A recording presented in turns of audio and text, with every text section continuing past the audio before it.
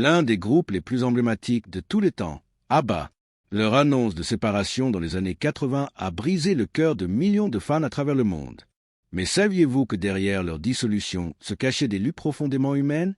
Des divorces déchirants, des combats pour la santé mentale, des tragédies personnelles et une quête pour préserver leur héritage. Le parcours d'ABBA va bien au-delà de leurs mélodies accrocheuses. Leur génie ne résidait pas seulement dans leur tube planétaire ou leur performance scénique flamboyante, mais dans leur capacité unique à toucher les âmes grâce à un talent musical inégalé. Leur musique continue d'inspirer des générations d'artistes et de fans. Dans cette vidéo, nous allons dévoiler les véritables raisons de la fin d'ABBA, explorer l'impact émotionnel sur chaque membre et retracer leur incroyable héritage. Préparez-vous pour un voyage émouvant dans l'histoire méconnue d'ABBA. Restez avec nous, abonnez-vous et activez la cloche pour ne rien manquer. Les origines d'ABBA, une alchimie musicale unique.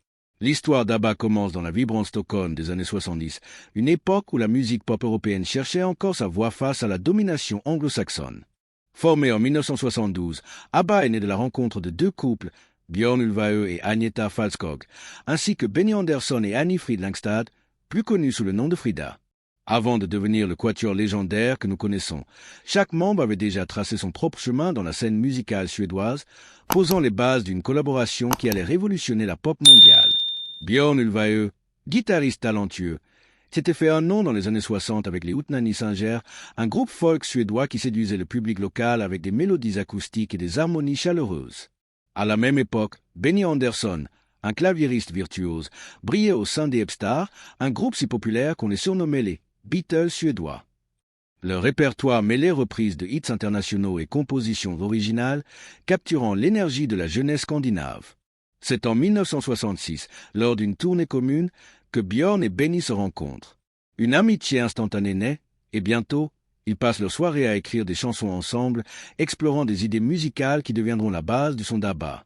De leur côté, Agneta Fältskog et Anni-Frid Lyngstad étaient déjà des étoiles montantes. Agneta, avec sa voix cristalline, avait conquis la Suède dès 1967 avec son single Jacques Varsakar, un succès qui la propulsa au rang de star nationale à seulement 20 ans. Sa présence scénique et son talent pour l'écriture lui donnaient une aura unique dans la pop suédoise. Frida, quant à elle, avait un style vocal influencé par le jazz. En 1967, elle remporte un concours national de talent, ce qui lui ouvre les portes d'une carrière solo. Ses singles, empreints de sophistication et d'émotion, la rendent populaire auprès d'un public varié.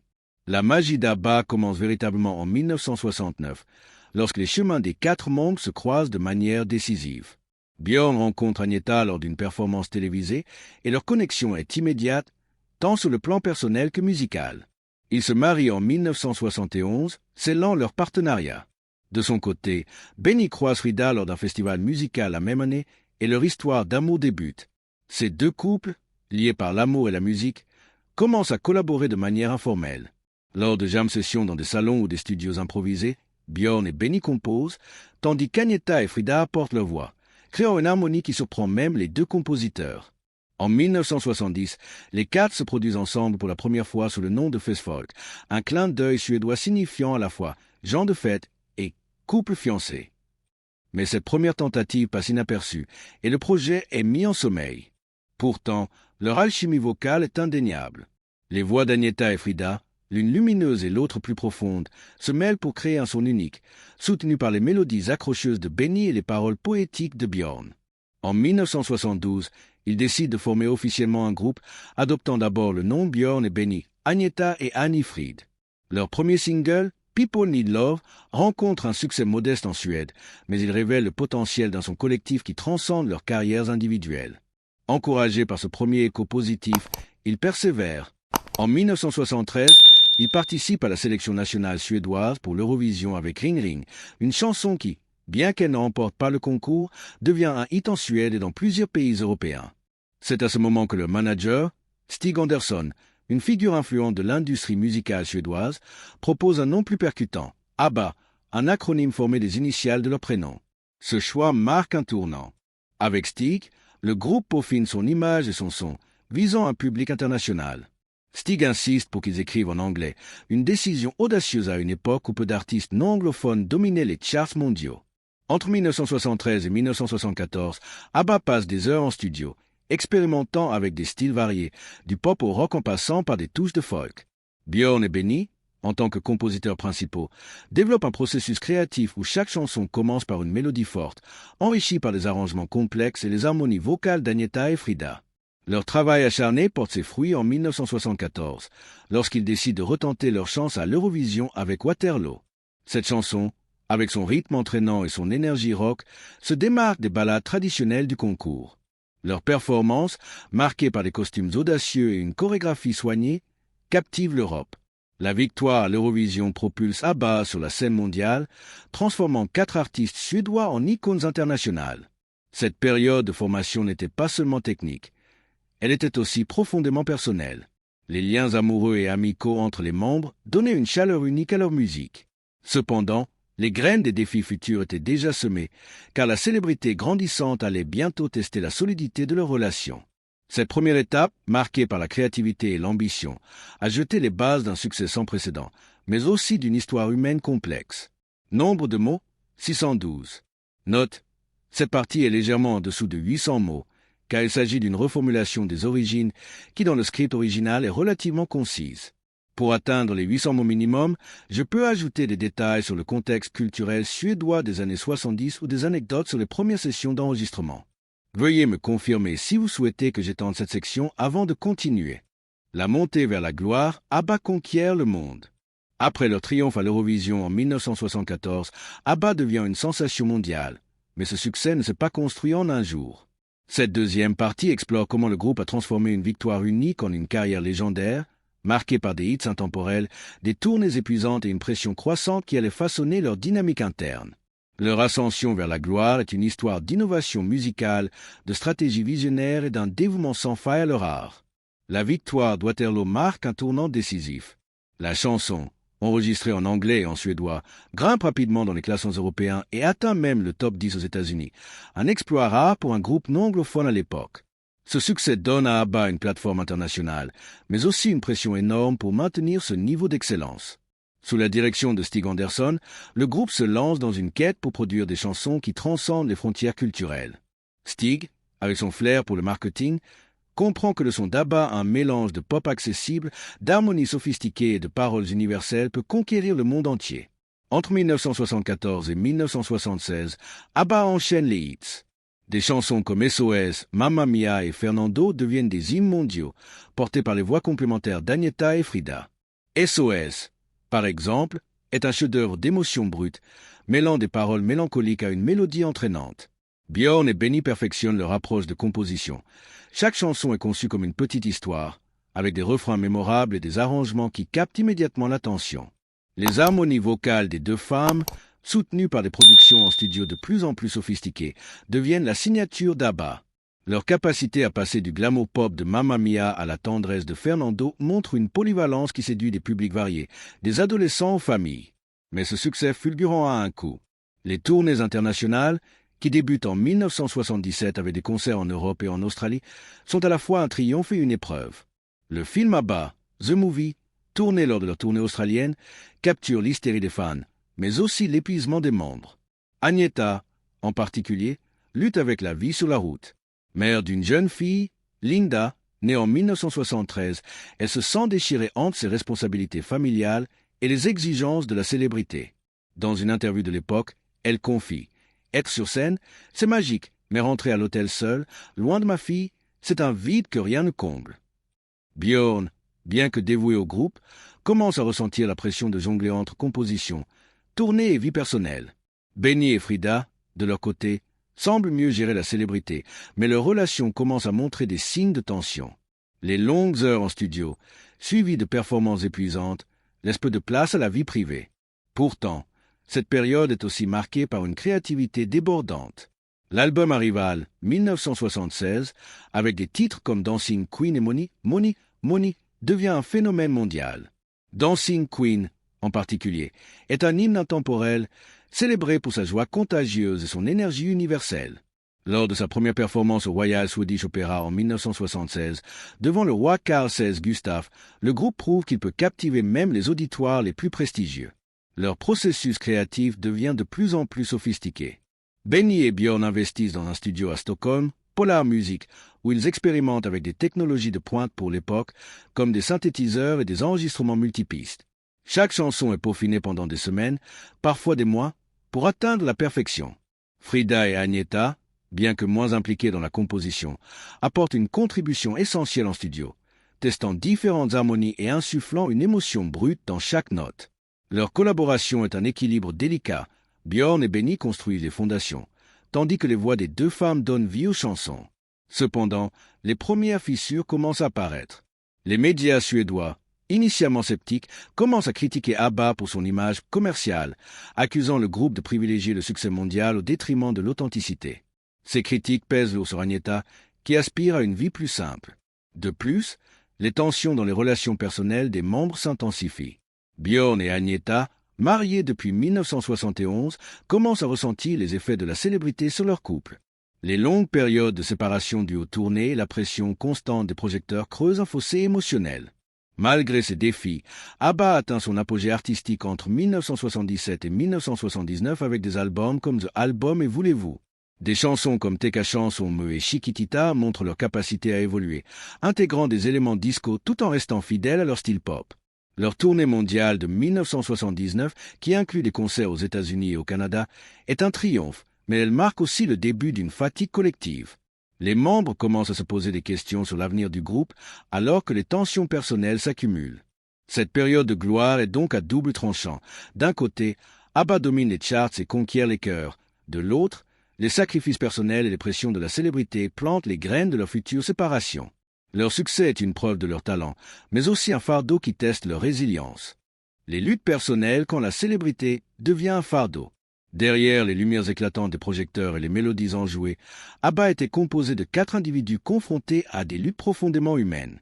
Cette partie explore les défis personnels qui ont marqué les membres du groupe à la fin des années 70 et au début des années 80, et comment ces luttes ont conduit à la dissolution du groupe. Les divorces, les combats pour la santé mentale et les pressions de la célébrité ont transformé l'expérience d'ABBA en un voyage émotionnel complexe. Pour Björn et Agnetha, les premières tensions dans leur mariage apparaissent dès 1978. Mariés depuis 1971, ils ont accueilli leur premier enfant, Linda, en 1973 et un second, Christian, en 1977. Mais la vie de famille est difficile à concilier avec les exigences d'ABBA.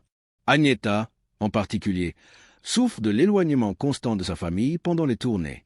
Elle confie dans une interview de 1978 « Je veux être une mère présente, mais le groupe prend tout mon temps.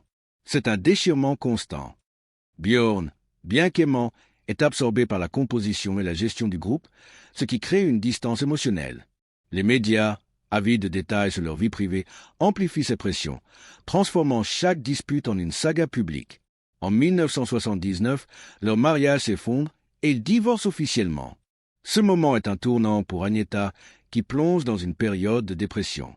Elle révèle plus tard que chanter des chansons comme The Winner Takes It All, écrites par Björn, était une épreuve émotionnelle. Les paroles, qui parlent de perte et de sacrifice, reflètent son propre chagrin. Chanter cette chanson, c'était comme rouvrir une blessure, dira-t-elle dans une interview des années 80. Malgré leur divorce, Björn et Agnetha continuent de travailler ensemble, mais la tension est palpable en studio. Les sessions d'enregistrement deviennent des exercices de retenue professionnelle où les émotions personnelles menacent constamment de déborder. Benny et Frida, bien que moins exposés médiatiquement, ne sont pas épargnés. Leur relation, qui a débuté en 1969 et s'est concrétisée par un mariage en 1978, commence à vaciller sous le poids de la célébrité. Les tournées incessantes, les horaires chargés et l'attention constante des fans laissent peu de place à l'intimité. Frida, comme Agnetha, lutte pour trouver un équilibre. Dans une interview de 1981, elle confie « On vit dans une bulle. Parfois, j'oubliais que j'étais en dehors d'ABBA. » Leur séparation en 1980, suivie d'un divorce en 1981, marque un autre coup dur pour le groupe. Benny, plus réservé, admet que le groupe était devenu une obsession, au détriment de leur vie personnelle. Ces ruptures personnelles ont un impact direct sur la dynamique du groupe. Les chansons de cette période, comme One of Us ou Knowing Me, Knowing You, prennent une teinte plus sombre, reflétant les émotions brutes des membres. Les fans, bien qu'ignorant les détails, ressentent cette mélancolie dans la musique. Les harmonies, autrefois si joyeuses, portent désormais une gravité nouvelle, comme si chaque note racontait une histoire de perte. La santé mentale devient également un défi majeur. Agnetha, en particulier, souffre de l'attention constante des médias. Elle est souvent décrite comme la star blonde d'ABBA, une image réductrice qui l'enferme dans un rôle qu'elle trouve étouffant. Elle commence à se retirer, évitant les interviews et les apparitions publiques. Frida, de son côté, lutte avec un sentiment d'isolement. Après son divorce, elle cherche du réconfort dans sa carrière solo, mais le succès n'est pas au rendez-vous, ce qui accentue son sentiment de perte. Les pressions externes s'ajoutent à ses luttes internes. La presse suédoise, autrefois critique, commence à exiger plus d'ABBA, tandis que les fans internationaux attendent des hits constants. Le groupe, qui a toujours prôné la perfection, ressent le poids de ses attentes. Les sessions d'enregistrement pour l'album Super Troopé 1980 sont marquées par une fatigue collective. Bien que l'album contienne des joyaux comme les All Your Love On Me, l'énergie du groupe s'essouffle. En 1981, lors de l'enregistrement de The Visitor, les tensions sont à leur comble. Les chansons, comme The Day Before You Come, dégagent une atmosphère de fin, comme si les membres savaient que leur temps ensemble touchait à sa fin. En 1982, ABBA ne peut plus ignorer l'inévitable. Les divorces, combinés à l'épuisement et à la perte de leur alchimie initiale, rendent la collaboration impossible. Bien qu'ils n'annoncent jamais officiellement leur séparation, leur dernière session d'enregistrement marque la fin d'une ère. Björn résume cette période dans une interview de 1983. « Nous n'étions plus les mêmes. La musique était toujours là, mais la joie avait disparu. » Cette période de lutte personnelle montre que derrière le glamour d'ABBA se cachait une réalité bien plus complexe, faite de sacrifices et de cœurs brisés. La fin d'ABBA, une séparation silencieuse. La dissolution d'ABBA en 1982 n'a pas été marquée par un grand scandale ou une annonce dramatique, mais par un lent effritement, un adieu silencieux qui reflétait les luttes internes des membres. Cette partie explore les derniers jours du groupe, les raisons de leur séparation et l'impact immédiat sur leur carrière et leur vie personnelle. Ce n'est pas seulement la fin d'un groupe, mais la fin d'une époque qui avait redéfini la musique pop. Au début des années 80, ABBA est à son apogée commercial, mais en coulisses, les fissures sont devenues des failles. Les divorces de Björn et Agnetha, puis de Benny et Frida, ont transformé la dynamique du groupe. Ce qui était autrefois une collaboration fluide, alimentée par l'amour et l'amitié, devient un exercice de professionnalisme forcé. Les sessions d'enregistrement pour leur dernier album, The Visitor 1981, sont révélatrices. Les chansons, bien que toujours brillantes, portent une gravité nouvelle. The Day Before You Come, par exemple, est une méditation mélancolique sur la solitude, interprétée par Agnetha avec une intensité qui semble refléter sa propre vie. Les fans perçoivent ce changement, et des rumeurs de séparation commencent à circuler. Les membres eux-mêmes commencent à envisager un avenir sans ABBA. Björn et Benny, toujours passionnés par la composition, explorent de nouveaux projets, notamment des comédies musicales. Agnetha et Frida, épuisés par les tournées et les pressions de la célébrité, aspirent à une vie plus calme. En 1982, le groupe enregistre 2 dernières chansons, Under Attack et I Am the City, mais l'élan n'est plus là. Les sessions sont marquées par une distance émotionnelle, chacun semblant prêt à tourner la page. Comme Frida le dira plus tard, « Nous savions tous que c'était fini, mais personne ne voulait le dire à haute voix. » La décision de mettre fin à ABBA n'est jamais formalisée. Au lieu de cela, le groupe s'éloigne progressivement, chacun se concentrant sur des projets individuels. Les fans, cependant, ressentent ce vide. Les apparitions publiques se raréfient et les médias commencent à parler d'une pause qui ressemble de plus en plus à une fin définitive. En Suède, où ABBA était une fierté nationale, la nouvelle est accueillie avec tristesse, mais aussi avec compréhension. Les tabloïds, qui avaient autrefois scruté chaque détail de leur vie, commencent à se tourner vers d'autres histoires. Pour Agnetha, la fin d'ABBA est à la fois un soulagement et une perte. Elle se retire presque complètement de la vie publique, cherchant refuge dans sa maison à Ekerö, une île près de Stockholm. Sa lutte contre la dépression s'intensifie, exacerbée par la fin de son mariage et la dissolution du groupe. Dans une interview rare des années 80, elle confie « ABBA était ma vie, mais c'était aussi une cage. J'avais besoin de me retrouver. » Frida, de son côté, tente de relancer sa carrière solo avec l'album Something is Going en 1982, produit par Phil Collins. Bien que l'album connaisse un succès modéré, il ne parvient pas à égaler la magie d'ABBA, et Frida commence à se retirer elle aussi. Björn et Benny, en revanche, restent actifs dans la musique. Ils se lancent dans la création de Chess, une comédie musicale ambitieuse qui explore des thèmes complexes à travers une musique sophistiquée. Le projet, bien que différent du style pop d'ABBA, montre leur volonté de continuer à innover. Leur collaboration reste forte, un contraste frappant avec les luttes d'Agnetha et Frida. Cette divergence dans leur chemin post-ABBA reflète les différences dans leur personnalité et leurs aspirations. La fin d'ABBA laisse un vide dans l'industrie musicale. Les fans, habitués à des hits réguliers, doivent se contenter de compilations et de souvenirs. Pourtant, même dans cette période de silence, l'héritage du groupe commence à se cristalliser.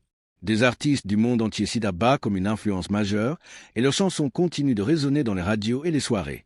La séparation, bien que douloureuse, marque le début d'un nouveau chapitre pour les membres, chacun cherchant à redéfinir son identité en dehors du groupe. Les chemins séparés, la vie après ABBA. Après la dissolution d'ABBA, les 4 membres prennent des directions différentes, chacun cherchant à se réinventer tout en portant le poids de leur passé glorieux. Cette partie explore leur carrière solo, leur lutte personnelle et les tragédies qui ont marqué leur vie après 1982.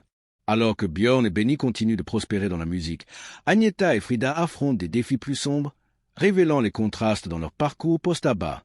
Björn Ulvaeus et Benny Andersson restent des figures actives dans l'industrie musicale.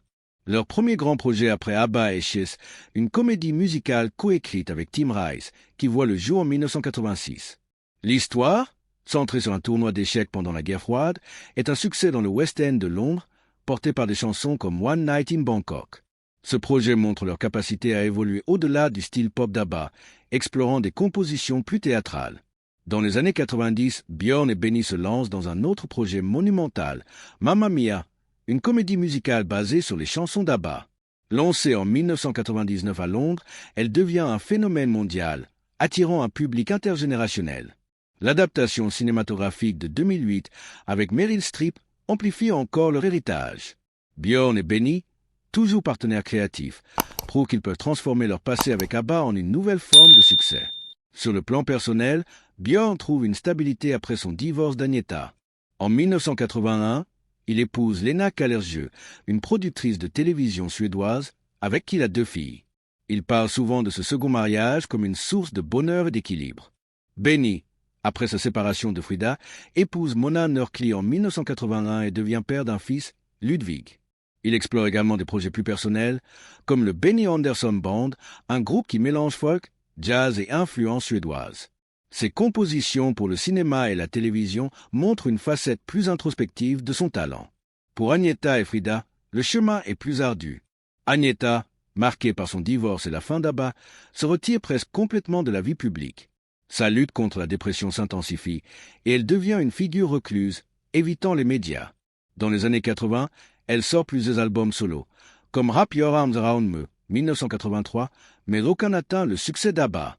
Elle confie dans une interview des années 90 « J'avais l'impression d'être définie par ABBA, et sans le groupe, je ne savais plus qui j'étais. » Sa dépression, aggravée par la pression médiatique et les attentes des fans, la pousse à s'isoler.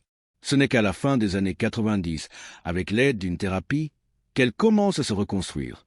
Son album My Coloring Book 2004 marque un retour timide à la musique, un projet qu'elle décrit comme une thérapie par la chanson. Frida, quant à elle, connaît des tragédies dévastatrices.